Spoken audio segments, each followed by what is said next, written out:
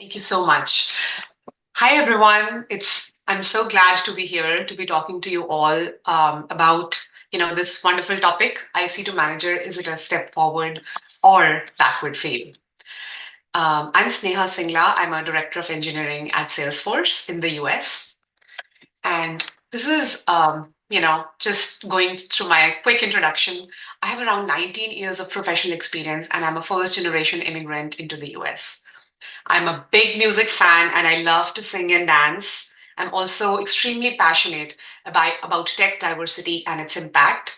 A quick random fact about me is I can read and write in three different languages: English, Hindi, and Punjabi.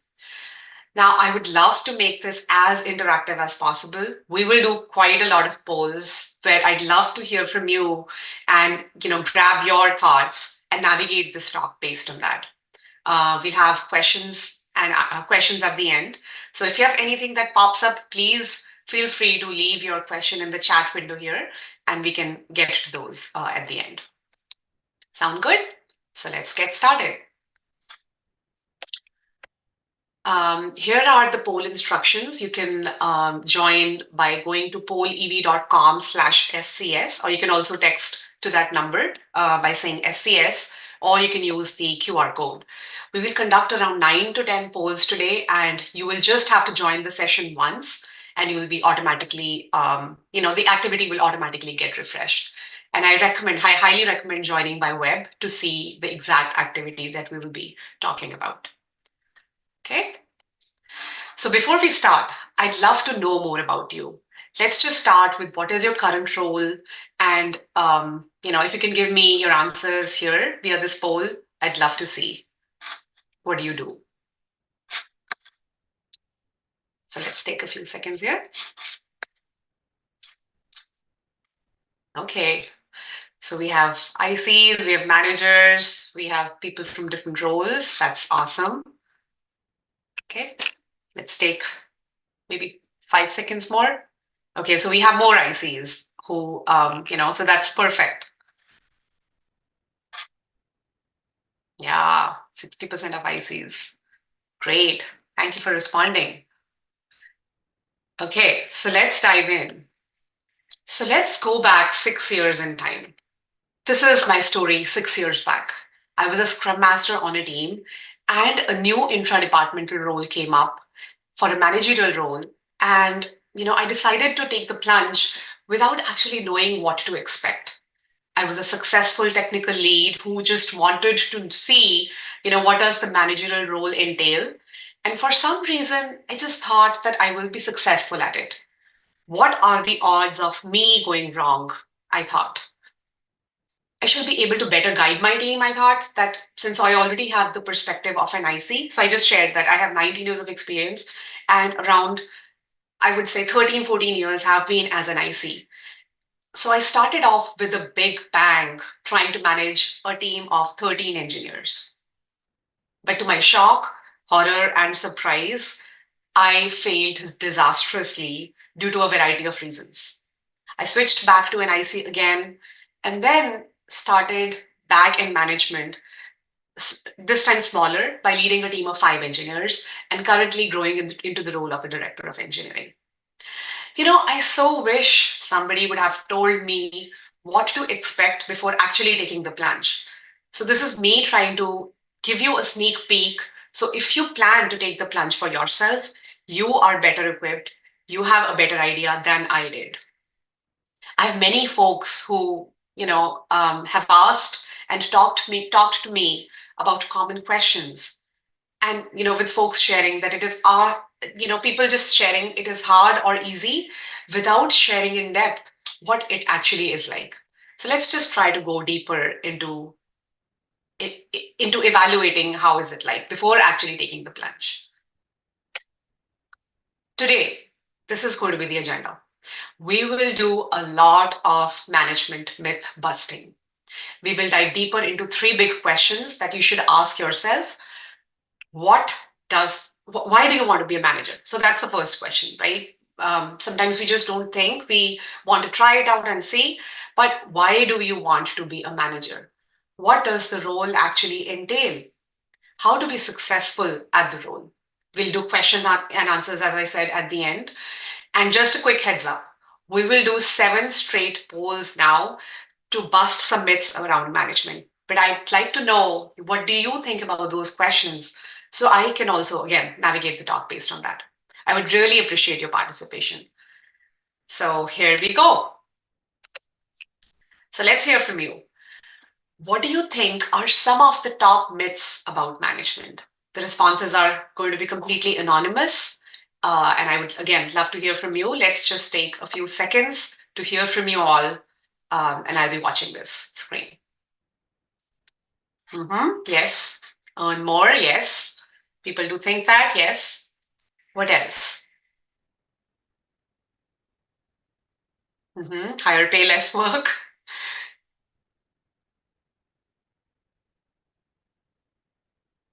Awesome. What else? Management is only meetings, no effective work. Yes, I can see that. That could be a that could be a thought, yes. Better pay, better work conditions, more prestige, spot on. No better, just delegate. Yes. Oh my God, I just um, love the answers. And you guys are exactly spot on. Harder to replace, yes. Earning and power, yes. Amazing. Anyone else? Less technically involved, yes. And we will dive into a lot of these. Maybe not all, but a lot of these. Less technically involved, yes. Yes. Okay. And anyone else? Okay, I think that's probably it. Thank you for the participation. I'm just loving how you guys are participating. So let's just go dive deeper and go into the next poll, and we will be talking about almost all of these, if not everything. Okay, so the first question I'd love to hear from you is whether you guys think this is a myth or a reality. Is empower your folks by giving them all the space versus being called a micromanager. Do you guys think this is right for managers, or is this true or this is false? That managers should just empower the folks by giving them all the space. Yeah, let's just take 10 seconds. Okay. Yeah, so some people think that this is a myth. Some people think this is a reality. I love that, there are split views. Well, to dive into what this actually is, I'll share that this is actually a myth. The way to empower people is just leave them alone and let them manage themselves is actually a myth. The reality is, almost everybody performs better with some guidance, support, and direction from that someone. Probably your manager, or it could be somebody else also. And most managers often second guess their instincts and want to avoid micromanagement. So they just hold back from sharing their top of mind instead. They think that it's better for me to hold back because if I just go deep, I will probably diminish them or I will, retract them from what they're trying to do. So let me just hold my thought. But that's not the way it should be. Instead, think of yourself like a coach and your mentee will thrive under your guidance. Whatever is the persona or whatever is the internal thought process, it's just going to be carried to the next person. So managers should be thinking of themselves and not second guess their thoughts. They should be sharing their top of mind and continue to guide their team members. They're going to thrive under that. I've learned it the hard way myself. I used to think exactly like this, and you guys are not wrong because it's very natural and organic to think like this. But this is actually a myth, and I've learned it that whenever I have shared my top of mind, people have appreciated it. You should not hold back from sharing your top of mind and provide the guidance that your employees need. Okay, let's look at the next one. A strong IC may or may not be a good manager. What do you guys think about this one? Is this a myth or a reality?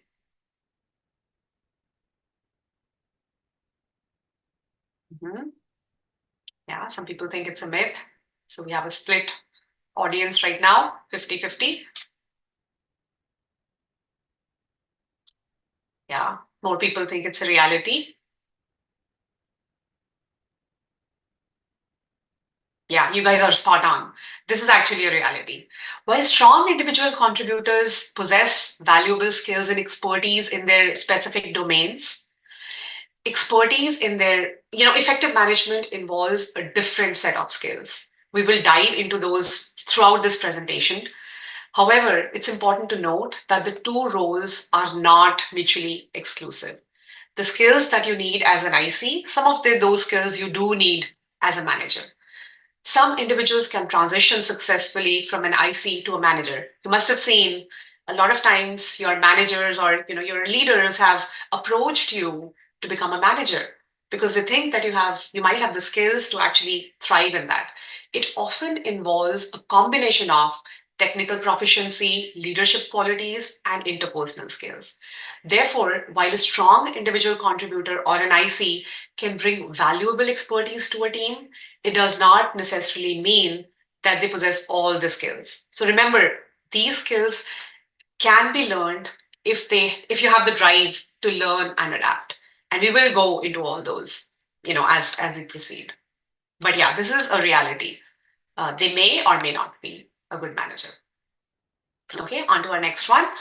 Should managers be extroverts? Because they have to do a lot of talking in meetings, we heard. Should they be extroverts? Yeah, I see. Yeah, again, we have a split view, myth. Some people think it's a myth. Oh, so the room thinks it's a reality. Okay.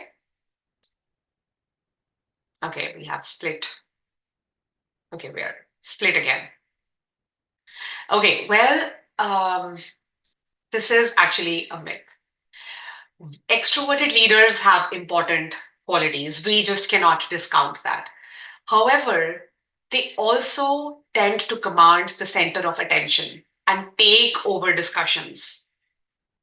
In a dynamic environment, you would be surprised to hear that introverts are actually more effective leaders, particularly when workers are proactive and they are offering ideas for improvements all the time. Managers should be ready to give them the space to thrive and shine, to present their thoughts freely. For this question, there is no one size fits all answer. It involves a mix of extroverted and introverted traits combined with strong leadership skills and a good understanding of the overall organizational context. And that leads to effective management. So this one is actually a myth. Okay, let's go into the next one. Good managers don't confront their employees. Let's look at this. What do you guys think? Good managers should not confront their employees. Is this a myth or a reality? Okay, myth. Okay, let's just take 3 more seconds. Well, I'll spill the beans on this one, which might come as a surprise. This is actually a reality, and I'll share why. It's actually the weak managers who confront their employees. Strong managers set the right expectations every single day and build a rhythm due to which difficult conversations become way easier. There is always news. There's nothing like good news or bad news. So, imagine that you have to run a 10K or a marathon without training every day. It's going to be hard and nerve-wracking, right? Training every day guarantees a successful 10K or a marathon run. Similarly, it is about coaching and setting the right expectations every day, where it just becomes a conversation. So, strong managers do that every single day with their employees, and it's never confrontational. Okay, let's go into our next one. I think we have maybe just a few left. Great managers are not born leaders. Sorry, great managers are born leaders. What do you guys think? Okay. You must have seen a leader, if you want to go into your org structure and see that person is just so good at it. It seems like they were born with it. All of us probably have that thought. Well, this is actually a myth, and I'll tell you why. So, effective management skills are developed over time through leadership and experience. Leadership qualities can be cultivated and refined through education, training, and practical experience. I, for myself, have done it, and I still do. I try to continue to invest via the wisdom of books and whatnot, because one way is you learn through experience. The other way is you use the wisdom of books to speed up your journey, just like you do it as being an IC.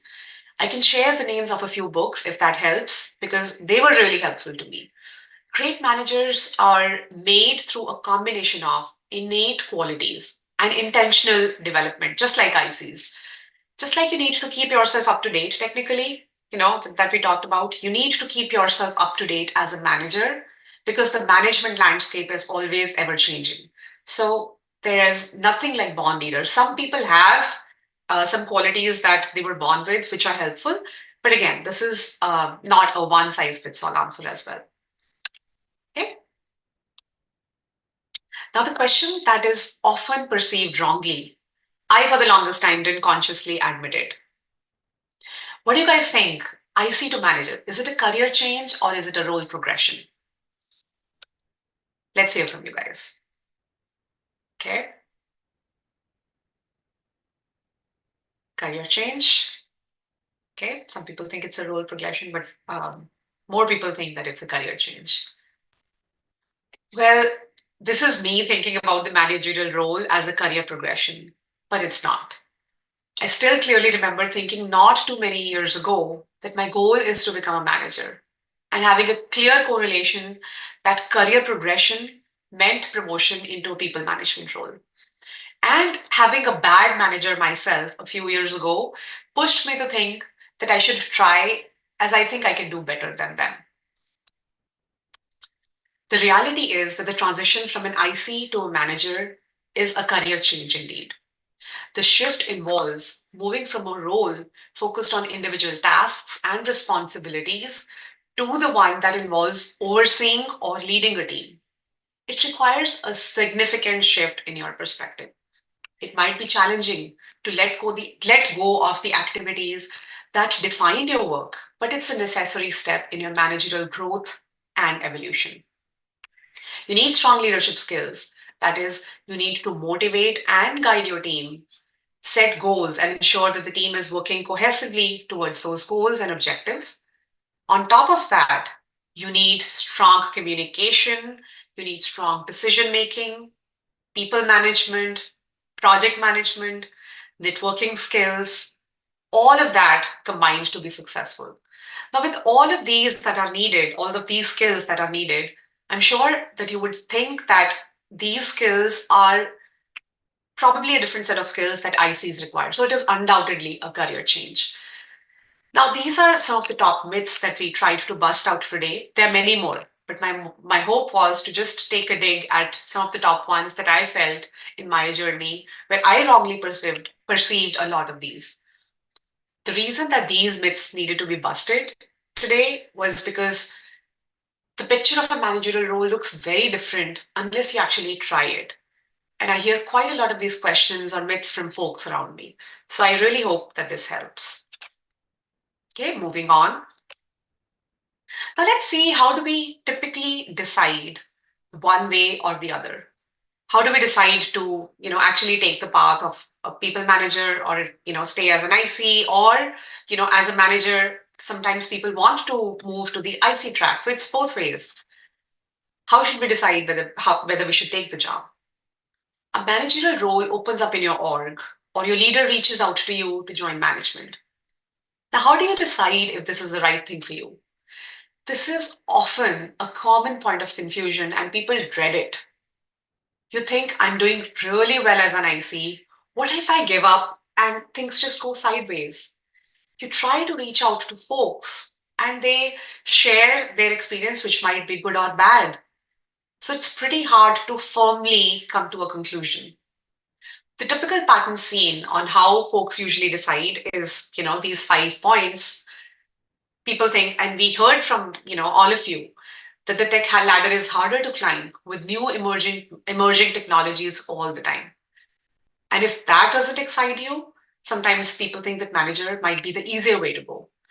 This could be due to a variety of factors, such as like rapid changing nature of technology. You need to continuously learn and develop your skills, and that the nature of the technical field is really competitive, right?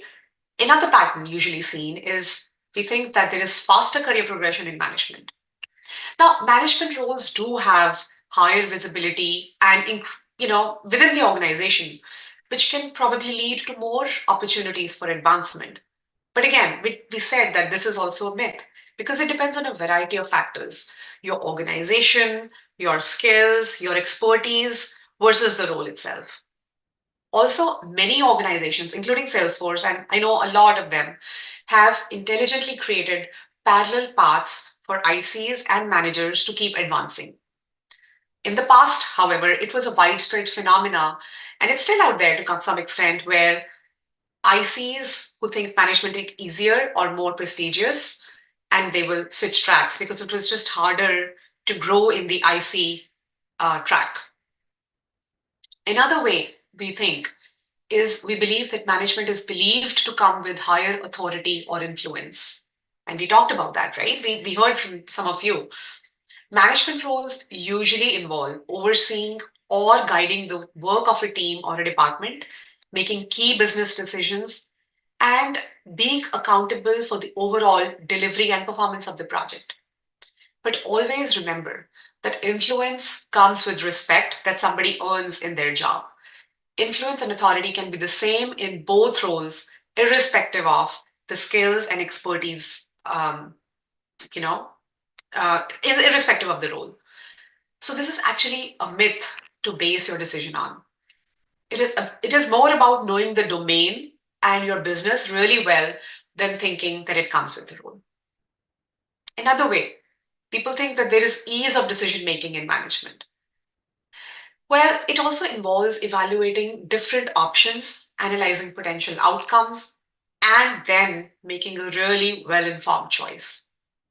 Effective decision making in management requires a blend of analytical skills, decision making, and critical thinking. If you think that this is something that you would enjoy, then management definitely might be the right path for you. But it doesn't come with an ease of decision making to start with. Because sometimes we think that okay, there's higher influence, so ease of decision making is going to be easier. But no, that's not the case. Another pattern we use to decide is automatic progression from an IC to manager. We just talked about it, that somebody in your leadership reaches out to you. And we think that since you're a successful IC, you will automatically succeed as a manager. But remember that analysis is going to be super critical for you, whether you will actually enjoy it. So you must make a calculated decision for yourself. Try it out. I'd say try it out. That's how I did. Just try it out and see if you will like it versus dreading it. But the biggest question that you should ask yourself is, do you like to solve problems yourself, or do you like to help others solve those problems? What gives you greater sense of accomplishment? Because if you do take the managerial path and you end up solving problems yourself for your team, then you will end up diminishing your team and not giving them a chance to grow. Let's look at the hardest part of the job now. What do you guys think are the hardest parts of the job? And we'll just go through them. So let's just again do a time for a quick poll. Let's see, what do you guys think are the hardest parts or the hardest tasks that a manager does? Let's hear from you. Let's take 5-10 seconds to go through this.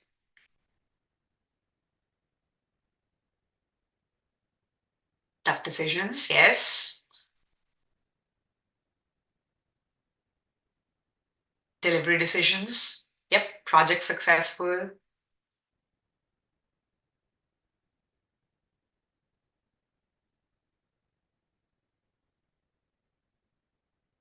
okay.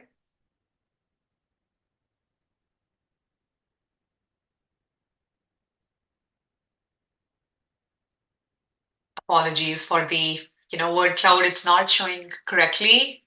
It's just juggling the words, but I appreciate your responses. But I can get, yeah, a few themes. Emotions, yes, I see emotions. Um,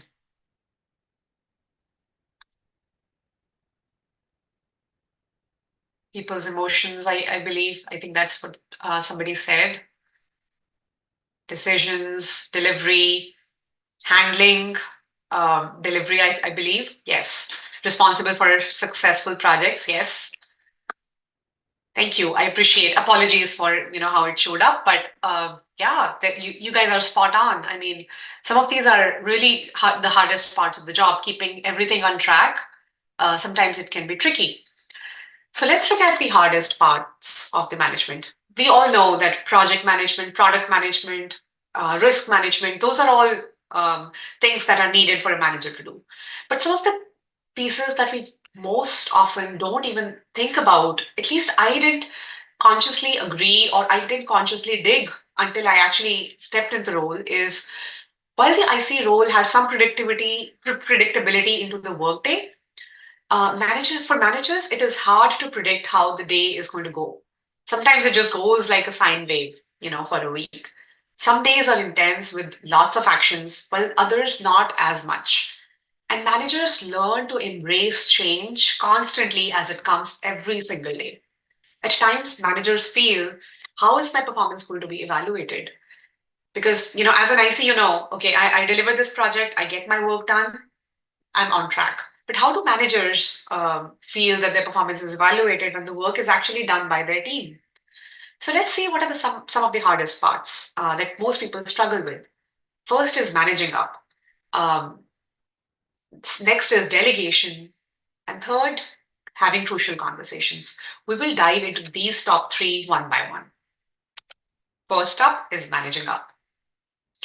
Managing up is consciously working with your higher ups to obtain the best possible results for you, your boss, and for the organization. Similar to how you manage your directs, there are skills that you learn to manage up successfully. We will cover them briefly as this is an important recipe for success in management. Here's what you should know: how to manage up successfully. Now, managing up is building that robust relationship with your leaders. Your boss does matter. Connecting your actions to their goals. Be very clear about what the request is, about the why, what, and how. Let's take an example. Now, we are all at the Java conference. I tell it to my boss and I say I want to attend the JCON conference so I can learn modern Java coding techniques and bring that back to my team and assist with the XYZ pilot project, for example. Right? So you're connecting your actions with their goals. Also, getting to know their weaknesses that you can complement. No one is going to be perfect. No one is perfect. And it is important to identify them by being situationally aware. Be the support to them by trying to fill in their gaps. Also, be very aware of your strengths, and you need to speak up when there's an opportunity that arises for you to fill something with your strength. But again, don't set yourself up for failures. Don't take more than you can actually chew. Always try to start small and work your way up. The adaptive skills that you learn to manage up are the same skills that you're going to use to manage down, to manage your employees. So, this is a critical piece of management to be successful at. Another way is another piece that's going to be the hardest is actually delegation. When you're really good at doing something, but you need to teach somebody on your team to actually do it for you, you need to step back. If I need to teach my elder one to do a chore, even though I still dread it, I need to step back. I know that he's going to make a mess, but I need to be patient because eventually they're going to learn to do it. So if you really can't and don't want to give up tasks yourself, since they make your day super dull, then you need to rethink whether it's going to bring you joy. If teaching others to do something rather than yourself sparks joy, then delegation will not be hard. And I've seen managers actually struggle with this a lot. This is an area that a manager can really help within the first year. It is an easy, tangible item to review each month. Track where you are spending your time, for example. Review your calendar. Ask yourself for each category of where you want to spend your time. Could I give this to somebody else on my team? Is this a growth opportunity for somebody on my team? However, always remember that there is an art to delegation. You have to understand what your direct report is capable of and tailor your delegated task according to that. You also need to be very clear on the expectations and set those clearly upfront. Now, the hardest part for me was not being able to delegate because I thought that it's going to prevent me from going really deep into it and I would not get the whole picture. But that is unfortunately not true. Okay. Now let's say what are the barriers that make delegation hard? Why do people struggle to delegate? When you delegate a task, you give up the responsibility for its execution. But you are ultimately, as a manager, responsible for the overall success or failure of that task. But managers struggle to actually accept that. Getting over these human barriers requires some emotional intelligence and personal development. It requires to take a good look at yourself and evaluating how to overcome these barriers. Some of these are lack of trust or fear of failure. What if they fail? The reality is everybody is going to make mistakes in the workplace. They actually are excellent learning opportunities to improve. To delegate effectively, managers must recognize their own fears and allow their team to actually make mistakes. So always weigh in your ability to trust others because remember, it's always going to be hard in the beginning, but it gets better with time. Next is fear of loss of control. I better not give them too much authority for this particular task or I will lose control. Again, this also requires assessing both the willingness and capacity for the other person to do the job. If they have the right attitude and skills, give them the authority. They need to finish it. You could work on check-in points and you can monitor their progress. But again, do not over monitor them, especially your superstars, or you will end up frustrating them. So it's always a balance that you have to see and set clear expectations on. You have invested in their development and created a positive work environment for them. Now it's your turn to make sure that you trust them to do it. The third barrier is actually me. And the reason is because I like to do it myself, right? Managers do think that because I like to do it myself, I just don't want to give it up. There are some aspects of any job that are more enjoyable than others. But remember, if you continue to do them yourself, you are a big diminisher for the team. And you will end up stressing yourself since you will have too much on your plate. Always. Now, this I feel is true for every role. Always think of a successor who will fill in your shoes when you need to go on a vacation. If you don't think about it, you can never take a day off. Delegated tasks should be appropriate to the responsibilities and organizational level of that team member. Also, one important thing to note is that there are certain managerial tasks that managers should not delegate because it's inappropriate for a manager to delegate them. So it's always a balance what to delegate. Okay. The third part, hardest part of the job is having crucial conversations. The crucial conversations are a discussion between two or more people when the stakes are really high. Opinions vary and emotions run strong. Believe it or not, they can have a really huge impact on your personal and professional life. Have you had somebody tell you that your performance is not up to the mark? Trust me, they must have prepared a lot to actually say those words to you. It is not as easy as it feels. They need facts to say and prove it to make you understand versus making you defensive because they really want to have you turn around. We have crucial conversations all the time in our personal life as well as our professional life. Managers just need to do them more than ICs to help grow their employees because it is a skill and it can be learned and improvised with practice. To be a good manager, it is a necessary and a crucial skill to be extremely transparent with employees. There is actually a great book called Crucial Conversations, and I highly recommend it. It was a game changer for me in my early management days. So I really recommend if you would like to read it. It's called Crucial Conversations. Now, you would ask, why are these conversations super important?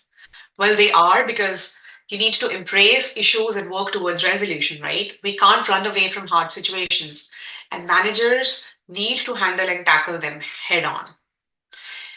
Use healthier ways to understand and mitigate any given situation in any given setting. Now, this comes with experience, and managers need to constantly evaluate and refine their ways to try and resolve a particular situation. Also, shaping our expectations, relationships, and outcomes. Setting expectations clearly is extremely crucial. Good managers use one on ones as a vehicle to set them continuously every single day. And that's why they don't feel confrontational. Now, let's see a few examples of crucial conversations at work. Managing performance of an underperforming employee. Managers need to develop an action plan on fixing the underperformance issues and all the causes behind it, because that's crucial to make sure that their employee turns around and actually grows from that point onwards. Folks can get defensive, and tackling it to meet your team goals is hugely important. Also, talking to a coworker who behaves offensively. Bad behavior needs to be addressed immediately and fixed before it starts impacting the team. Giving your leader behavior about feedback about their behavior. Turning down an employee's idea, for example, when it's going in a direction that's not in line with where the project is going. Again, folks are going to be defensive, but it needs careful navigation to make sure that you can align with your employee. Resolving conflict between two employees. Managers need to learn to evaluate if the conflict is task based or personal. So, having that self and situational awareness is critical for managers. And they again need to not delay it, but tackle it head on. Also, talking with frustrated customers or stakeholders. It needs to be had because managers need to make sure that they handle that carefully to avoid losing their customer business altogether. So, as I said, managers need to have crucial conversations all the time. So, think if this is a skill that you will build on. Always remember, it becomes easier with practice and experience, and with time, it does not feel as hard. And I'll assure you this, that once you build this skill in your professional world, it's going to help in your personal life as well. At least for me, it did. Also, what hats do managers wear all the time? We talked about that managers, like for managers, it just goes like a sine wave, right? Your week goes like a sine wave. It's not as predictable. But the hats that managers wear all the time is very evidently they wear the hat of a project manager, right? It's pretty obvious. They identify, justify, schedule, plan, and execute on deliverables. They are a negotiator.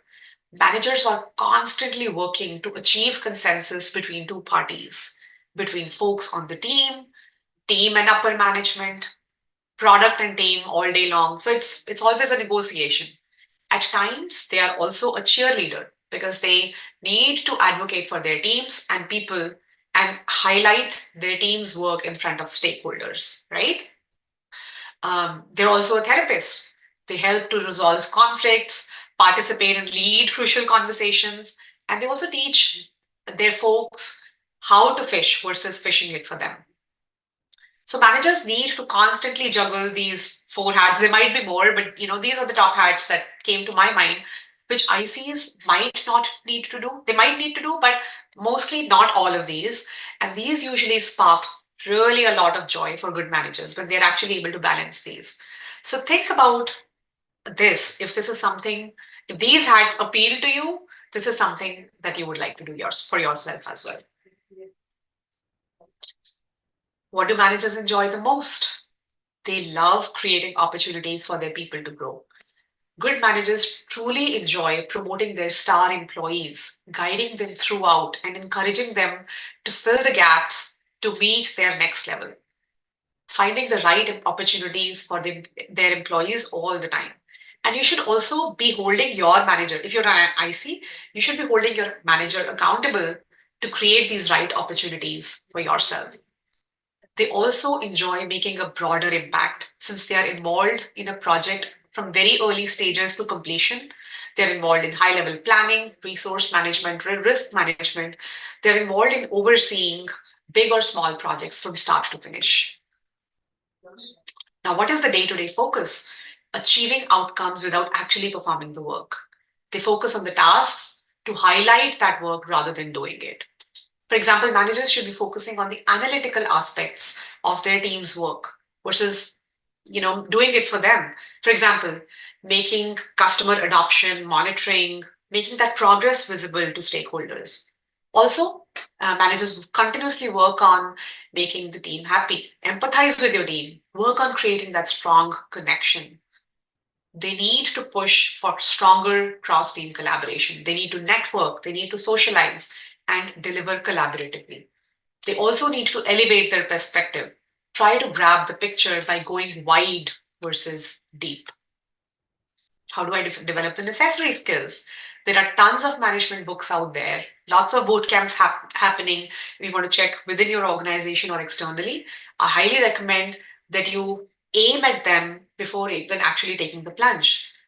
Reach out to your social network, ask away all top of mind questions. Reach out to me on LinkedIn. I will share my LinkedIn handle. But if you have any top of mind questions, feel free to reach out and create that network. Books are a great way to get kick started on your journey. I have read through a lot of books. I will give you a few names. For example, Leadership and Self Deception was a game changer for me. Crucial Conversations. There's another book called Principles by Ray Dalio and Multipliers. Reach out to folks and start getting mentored. Be very conscious about self development and reach out for guidance. What is crucial for my success? Again, support system. I had lots of issues as I started. I failed disastrously, but my support system really helped me. Seek out to mentors, peers within the company, outside the company. Reach out on LinkedIn, be very active on LinkedIn and reach out for help. Whenever you have questions, you're stuck, make sure that you create that social system. Set very clear expectations with your boss. That's crucial. Also, hire really well because a good team makes your day less stressful. So hire the right people. Okay, the next question that I hear a lot, can I change my mind? If I don't like the management role, can I switch to an IC or something else? Yes, you absolutely can. I did this for myself as well. I interviewed with the same company and joined management, went to an IC again and again, went back to management. I have found my niche. Remember, people leave managers, not companies. So this role is hugely crucial. I would love to hear from you. What do you guys think? How was this session? So if you don't mind taking just 5 or 10 seconds to rate, I would love to hear so I can improve. Awesome. Thank you.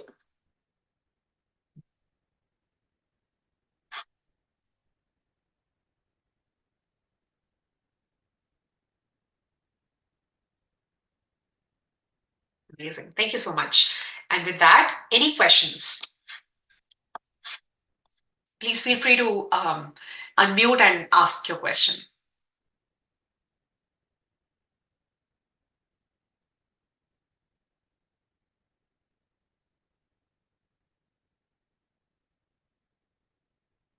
Let's see. Okay. I see a few questions. So first is from Amir, reality because they can be biased in so many ways and strive to impose their own technical opinion without empowering team of ICs to deliver solution and come to their own decision.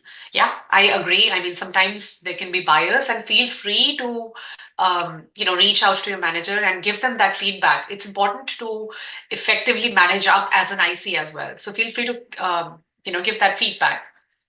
We talk about introverts or extroverts a lot, and nothing wrong with that. But what are the evidence of being able to classify people rely into extroverts or introverts? Does extroversion or introversion really exist as human traits, or is there something else? Yeah, I mean, that's a wonderful question. Sometimes extroverts themselves, sometimes people that we think they're extroverts, they would say, no, I'm hugely an introvert. I had a boss who would, be very comfortable talking in a big crowd and being very open to talk, but they would tell me that that's nerve-wracking for you. So you guys are extremely right. But I'm mainly talking about people who you can easily make out, people who just don't want to really talk in a group versus being very comfortable, at least from the face up, be able to talk in a big group. How can you understand if a person is a good manager or a bad manager? Unlike hard skills that you can prove showing your GitHub, what are the ground facts and artifacts? So this is a really great question. I think that I should use a slide for this particular one, in my next one. But as a good manager, you can really tell because good managers really invest in their ICs. They are not afraid to have those upfront conversations. They're not afraid to, be talking about promotions. They're not afraid to be setting like really good expectations on how you should progress as an IC. And they're not afraid to share any news. It could be good news, bad news. They feel that transparency is the key and really holding themselves accountable for the success of the team and also highlighting their team's work and doing that all the time. You can really tell how vested a manager is. um, Okay, what is the salary difference between IC and manager? Who is harder to replace, IC or manager? Who have creative work? That's a great question. So salary difference. So as I said, there are parallel tracks now in most companies where ICs and managers are usually at the same grade level. So I have seen, at least now as a director of engineering, at least I see that in our org, there is no difference in the salaries between an IC and manager, provided they are on the same grade. But again, it can depend on companies. And companies are working to remove that difference. What is harder to replace, IC or manager? It's, again, the depth of the role. I mean, if a person, it's more about the person, I feel, than about the role. And it can be like like how vested a person is. Sometimes there can be duplicacy in like two managers can do the same thing, and sometimes the org structure kind of demands that where there are multiple layers. In those cases, sometimes managers are more easy to replace, but again, it can really vary. Who have creative work, IC to a manager? I would say both. ICs can use their innovation to really take it to the next level. And I think same with managers. If managers really work on their creative skills, on their analytical skills, and make sure that they are involved in design decisions, I think they can really get creative as well. So I would say it really depends on how far the person in that role wants to go. So with that, I know we are a little over time, but I'm so glad and thankful that you all joined. And with that, I think we will wrap up. Thank you.